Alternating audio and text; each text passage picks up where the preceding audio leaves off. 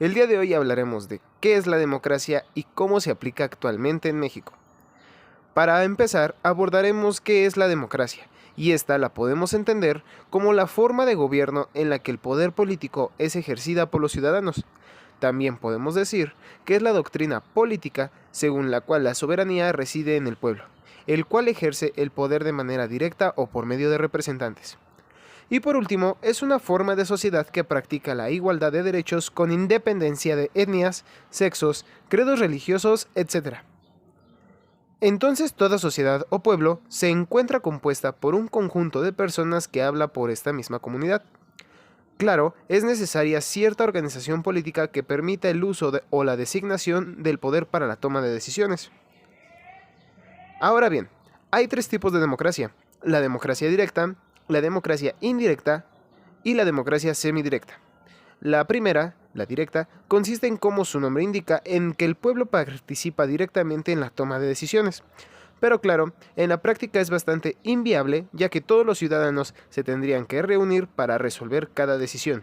Y aunque bien este sería el estado más puro de democracia, los inconvenientes de su aplicación hacen que prácticamente no sea usado en ningún país. La segunda, o llamada democracia indirecta, consiste en que la sociedad elija ciertos individuos para que sean sus representantes. Estos representantes serán los que propongan, discutan y decidan sobre los distintos temas.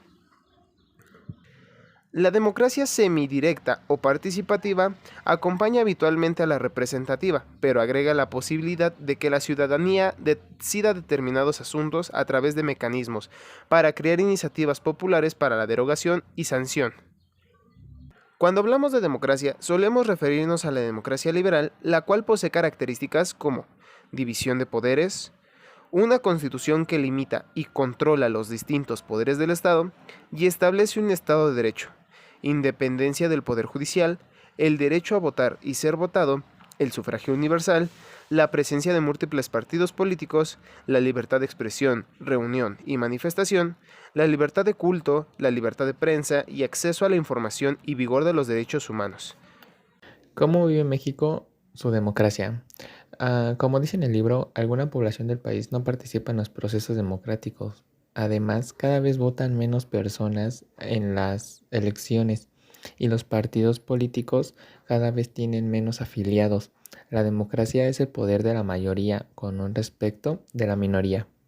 Medios de comunicación incitan o ayudan a los partidos en las elecciones para que la gente vote por estos partidos. Estos partidos pagan a los medios de comunicación o a gente famosa para que inciten o graben cosas favoreciendo a los partidos, llamándole la atención a la gente, y como la gente está viendo que alguien famoso está hablando de eso, lo está tal vez incitando o atrayendo a que vote por ese partido. También pues México vive la democracia con sus elecciones para votar sobre gobernadores, presidentes, bueno, para el presidente de la República o los gobernadores. También tiene gobiernos representativos que poseen las características democráticas. Hay un gobierno y gobernantes. Hay una igualdad política. Todos los ciudadanos tienen derecho a ser elegidos. Todo es por igual. También existen las huelgas de ciudadanos, el poder legislativo y la democracia representativa, donde el pueblo expresa sus derechos por medio de los representantes a los que votaron. Está la Cámara Legislativas.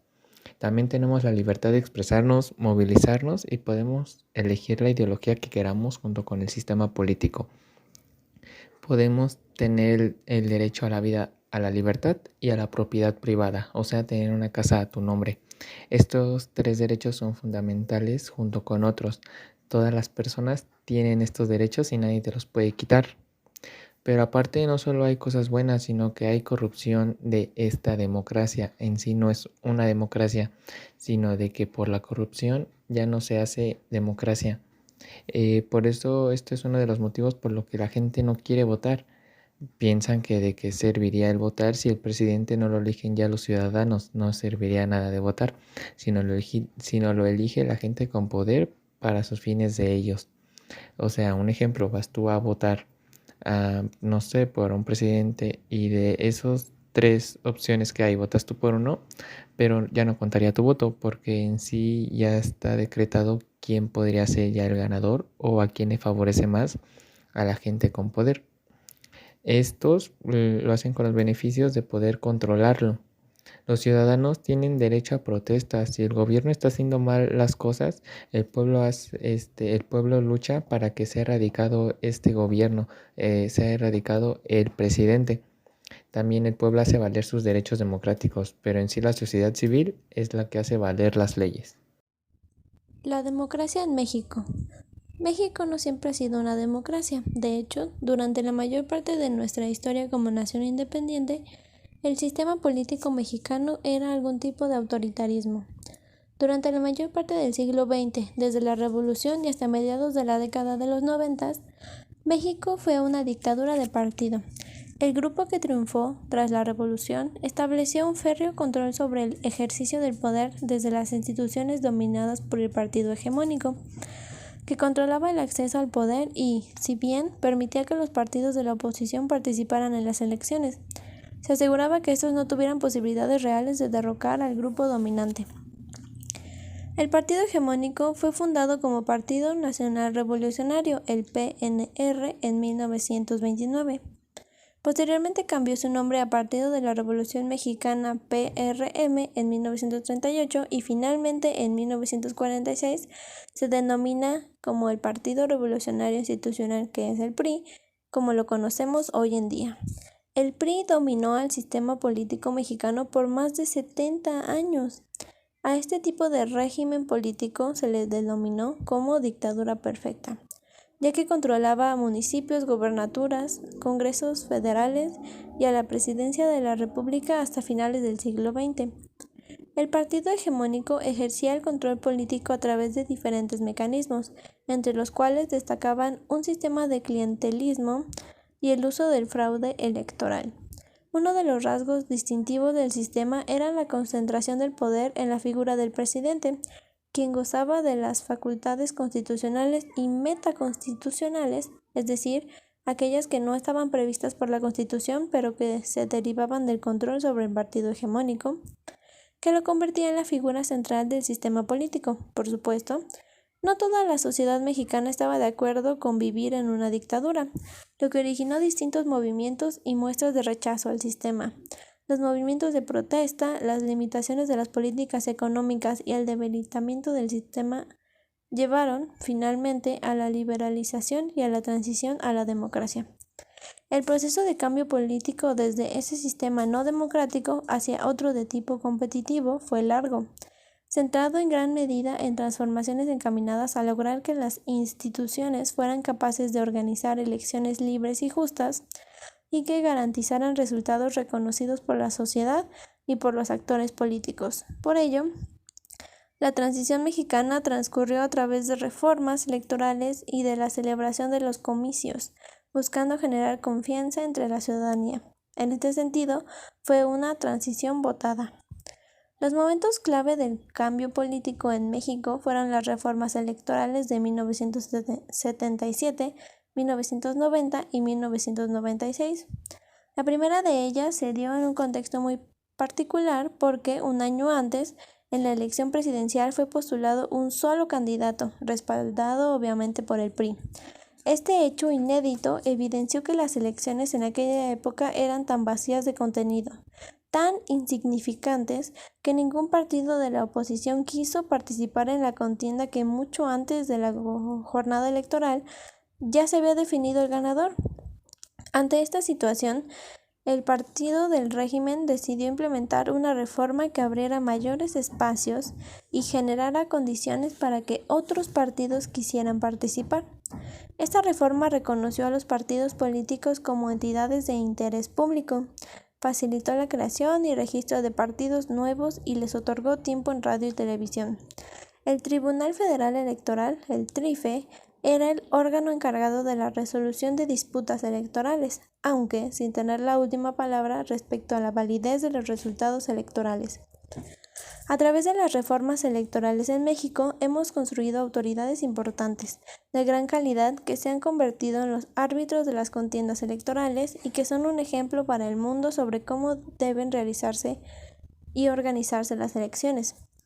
El INE es reconocido por la comunidad internacional como el pilar de la democracia mexicana y el modelo de organización y trabajo que desarrolla el instituto es uno de los modelos a seguir para los países que quieran mejorar la calidad de sus elecciones. Fue importante la creación de los órganos autónomos encargados de desarrollar ciertas funciones fundamentales y servir como contrapesos a los otros poderes.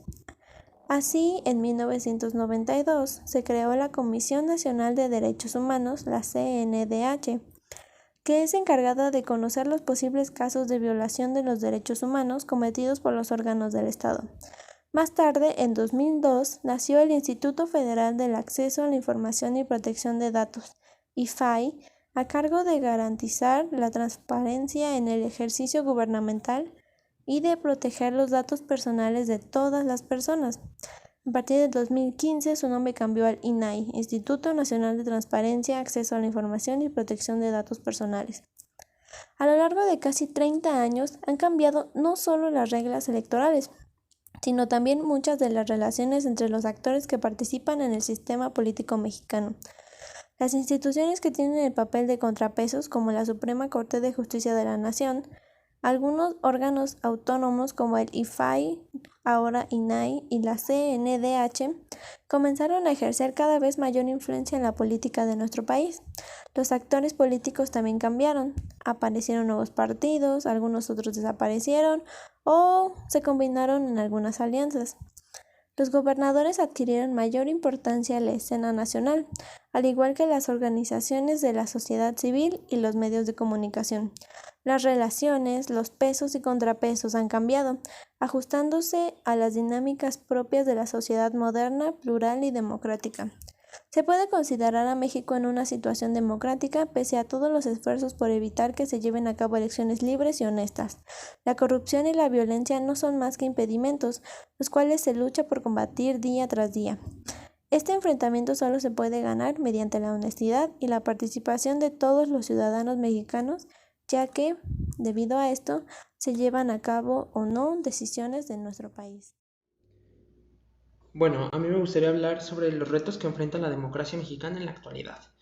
Si bien podemos denotar principalmente que el mayor problema de esto sería la crisis de confianza que se ha presentado de la población con respecto a lo que está sucediendo con la democracia. La democracia ya no es algo que la gente ve como algo bueno. ¿Por qué? Porque como bien lo mencionan en la lectura, los partidos políticos son vistos como la principal fuente de corrupción en todo el mundo.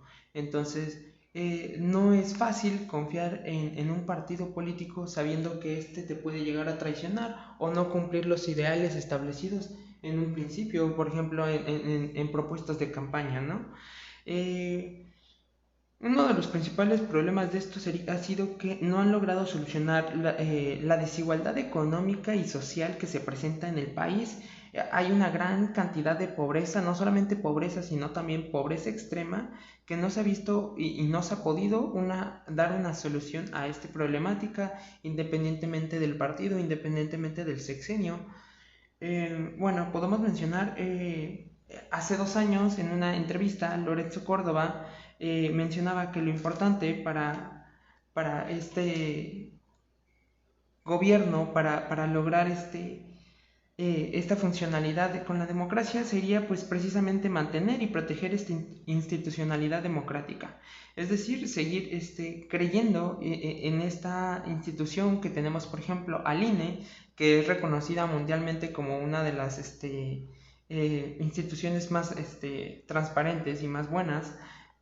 Se debe seguir creyendo en esto y se debe seguir apoyando que este instituto siga manejándose y siga trabajando de una manera imparcial, independiente, para que con ello pueda promover esta libertad y esta seguridad hacia el pueblo de que la democracia se va a seguir ejerciendo y que va a haber una elección justa del mandatario.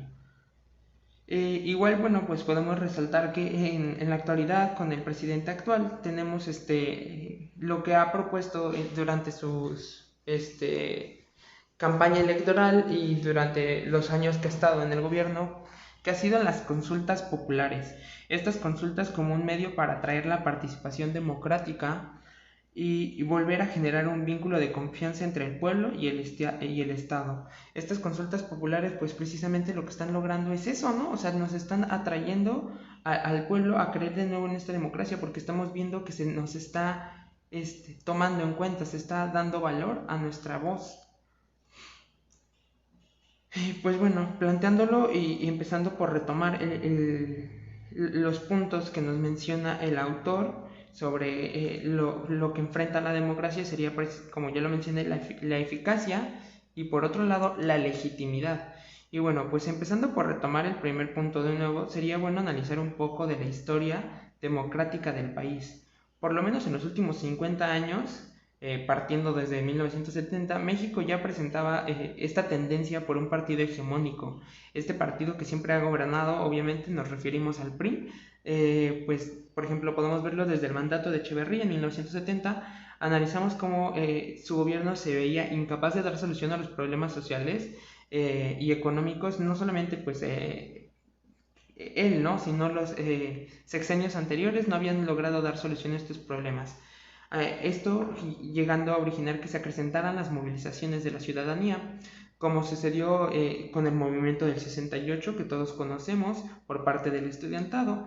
El disgusto social era enorme, pues por ejemplo con Echeverría los movimientos en contra de la inseguridad fueron aumentando tras un aumento en la tasa de secuestros y extorsión. La delincuencia seguía en aumento, por lo tanto la población se sentía más insegura y con esto no veían solución por parte del gobierno, por lo que la exigencia de respuestas y la falta de ellas generó un disgusto y un sentimiento de falta de eficacia de este gobierno por lograr solucionar y por lograr cumplir con lo que se había propuesto o para lo que se le había elegido. Y bueno, también podemos mencionar que pues durante el gobierno de Echeverría se inició lo que conocemos como la Guerra Sucia. Esta Guerra Sucia que conocemos que fue como el boicot y el fraude, por así decirlo, en contra de la oposición política, como fueron guerrilleros, partidos políticos en contra del PRI y cosas por el estilo. Fue desde el medio de uso de fuerza, de la fuerza, hasta incluso por medio de la prensa, hostigándolos o limitándolos a que quedaran como el malo o simplemente descartarlos de la lista. Y bueno, no todo son malas noticias. Posibilidades que tiene nuestro país en mejorar o continuar con la democracia. Bueno, yo considero que se debe aumentar la transparencia en todo el sistema político administrativo, ya que un pueblo interesado en votar sería un pueblo interesado en saber el cómo se maneja el país y los cambios que se lleguen a hacer. Por lo tanto, es necesaria una rendición de cuentas por parte del partido electo que ha prometido al pueblo durante su campaña y durante su mandato. Cambios en beneficio de estos, por ello, sería necesario conocer si esto se está cumpliendo. ¿Cómo le vamos a hacer para esto? Pues bueno, para que esto sea realmente llevado a cabo, necesitamos un sistema de justicia que debe estar en buenas condiciones, que garantice la seguridad y la legitimidad, haciendo valer la voz y voto de cada uno, con ello pues garantizando precisamente lo que venimos retomando, que es la democracia.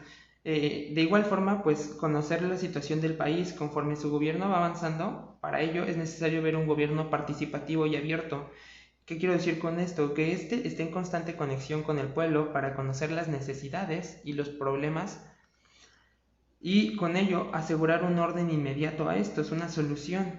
Es decir, que el gobierno realmente tenga el interés por conocer cuáles son las necesidades y poder darles una solución, poder darle al pueblo lo que el pueblo necesita. Como hemos visto en la historia mexicana, uno de los mayores problemas, y como lo mencioné con la Guerra Sucia, fue la limitación de la prensa y el control que ciertos partidos han ejercido sobre ella. Por ello, para hacer llegar toda la información, de manera transparente al pueblo, es necesario contar con medios de comunicación libres, transparentes e independientes. Creo que estas serían como las principales soluciones o posibilidades que tendría México para llegar a una democracia más justa y correcta. Simplemente una mayor transparencia, que estos mandatarios o partidos políticos que están buscando llegar al poder siempre se mantengan en constante comunicación con el pueblo y que realmente lo que estén buscando sea el beneficio de este mismo, el beneficio del pueblo y no solamente de unos pocos, porque el mayor problema, siento yo, que el pueblo mexicano sufre en la actualidad es esta desigualdad social y económica, donde vemos una población de ricos muy pequeña que cada vez se hacen más ricos y por otro lado una población de pobres que cada vez se hacen más pobres y con mayor pobreza. Y bueno, eso sería lo que yo podría aportar. Retomando el punto de mi compañero, en la actualidad, uno de los desafíos que enfrentan las democracias en todo el mundo tiene que ver con la irrupción en las redes sociales. Estas herramientas tecnológicas han tenido un impacto tanto negativo como bueno. ¿Por qué? Porque en ellas se plasma el fenómeno de la desinformación y las noticias falsas. Entonces, el pueblo ya no sabe el qué sí creer y el qué no. También otro reto es el uso de la mentira.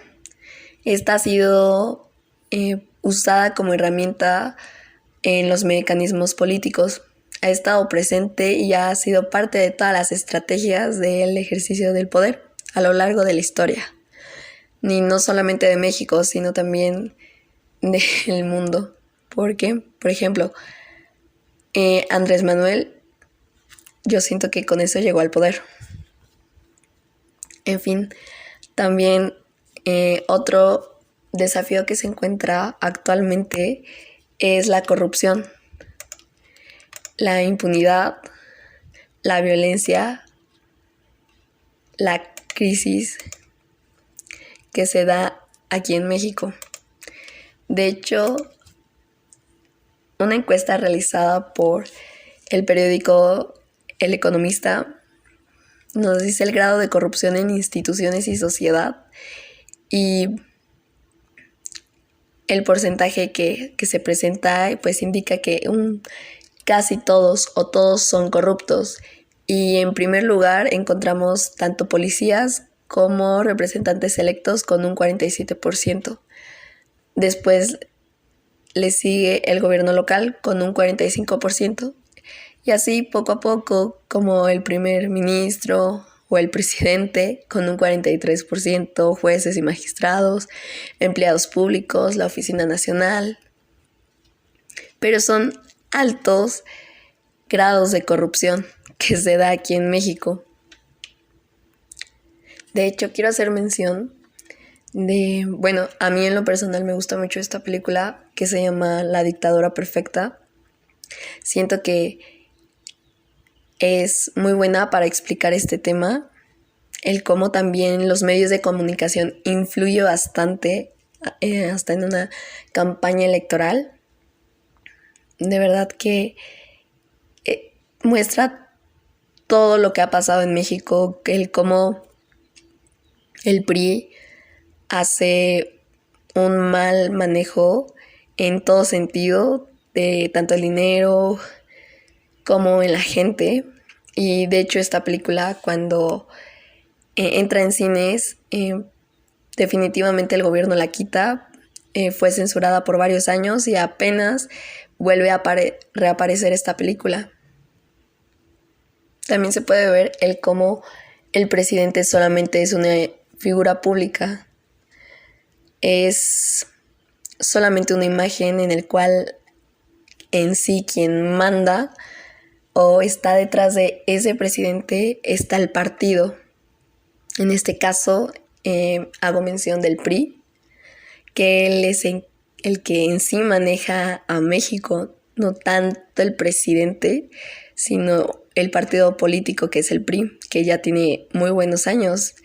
De hecho, ya iba a cumplir 70 años, ahora en el 2000, pero ahí fue una alternancia y llega al poder el partido Acción Nacional, encabezado por Fox, y es cuando pues se da este giro radical, pero pues en mi opinión siguen siendo los mismos, son nuevos y viejos rostros y siguen con las mismas políticas. Entonces no hay un cambio como tal, aunque por ejemplo mucha gente votó por el PAN a causa de que buscaban un cambio, entonces a esto se le llamó el voto de cambio. Buscaban que ya el PRI saliera de la presidencia y como que también Zedillo tuvo algo de culpa porque ya no puso un candidato él para que siguiera en la misma rama, entonces tuvo algo de culpa y 2 sexenios nos gobierna el PAN, el primero con Fox y el segundo con Felipe Calderón, que en estos dos, y bueno, sobre todo en el último, podemos encontrar demasiada inseguridad. Se está muy presente la guerra contra el narcotráfico y es todo un caos. En sí, la fecha que podemos tomar como que empieza el auge de la democracia se podría decir que es en el 68. La retomamos con Luis Echeverría bien, porque recordemos que en el 68 pasa el suceso de la matanza de Tlatelolco, que era lo que demandaba era una mayor participación en un sistema político que no había cambiado al mismo ritmo que el país. Pero en sí nos centramos más en reformas electorales con Salinas de Gortari y con Zedillo, porque recordemos que cuando llega Carlos Salinas de Gortari al poder, pues se dice que se cometió el fraude, de igual forma con Zedillo, porque pasan varios acontecimientos como la muerte de Colosio. Entonces, esos 2 sexenios fueron como de fraude, la gente se hartó, entonces por eso llegamos como al 2000 con un cambio que buscaba el pueblo. También con Carlos Salinas de Gortari entra el Instituto Federal Electoral, viene a sustituir a la Comisión Federal Electoral y se supone que ante esta institución pues ya las cosas se van a hacer con mayor equidad, cosa que pues no se ha visto al 100% reflejado, pero se crea esta institución para poder marcar la democracia al 100%. Pero también hay que mencionar que hay más retos como las crecientes desigualdades sociales, la precarización laboral y la transformación tecnológica del trabajo. Son desafíos que demandan una reorganización de la democracia sobre la base de la reformulación de las cuestiones públicas, la definición de un nuevo marco social y el establecimiento de nuevos valores más acordes a la dimensión humana del progreso. Y bueno, pero ¿cómo lo podemos combatir? Pues, como mencionaba mi compañero, se me hace una muy buena estrategia, pero lamentablemente el pueblo no se interesa también en cosas políticas porque es como de que es demasiado lío, demasiadas complicaciones, pero creo yo si nos interesáramos todos o por lo menos leyéramos las propuestas de los candidatos, porque yo en mi entorno yo he escuchado así como de, bueno, estás votando por el PRI o por el PAN o por el PRD, pero ¿cuáles son sus propuestas? Ay, pues no sé, pero voto por él porque en este partido como que me ha ido mejor o no, pues nada más por votar. Entonces creo que el pueblo necesita estar informado, pero que también, él ponga de su parte.